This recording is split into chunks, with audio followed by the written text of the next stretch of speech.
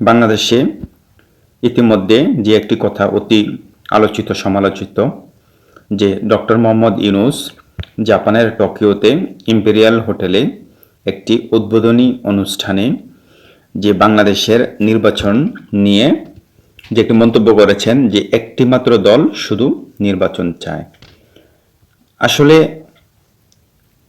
Doctor Mohammad Yunus তো অনেক বিজ্ঞ লোক, ওনার চিন্তাভাবনা অনেক উচ্চমানের।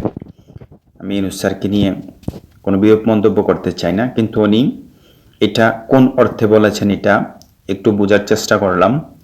আসলে ডক্টর মোহাম্মদ ইউনূস স্যার হয়তো উনি ভেবেছেন উনি যদি সবাইকে ডেকে বলেন যে আপনারা কে কে নির্বাচন চান বা কে কে নির্বাচন চান না, কার কি মতামত এটা আমাকে জানান, তো জিনিসটা খুব একটা ভালো দেখা যায় না।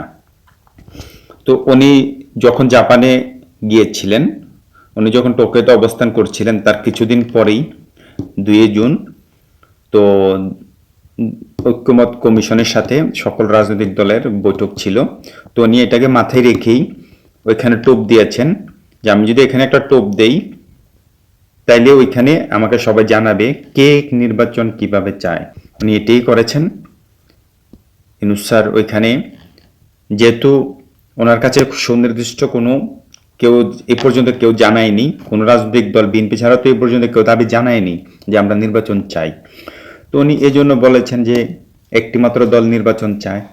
তো তারপর তো এখন যেহেতু 2 জুন আমরা দেখলাম যে বিএনপি সহ 27টি দল ডিসেম্বরের মধ্যে নির্বাচন চাচ্ছে, অবশ্যই ইউনূস স্যারও শিওর হয়ে গেল কে কে নির্বাচন চাচ্ছে, কে কিভাবে চাচ্ছে, বা তার পাশে আর কোনো দাবি আছে কিনা সবগুলো উনি জেনে গেলেন।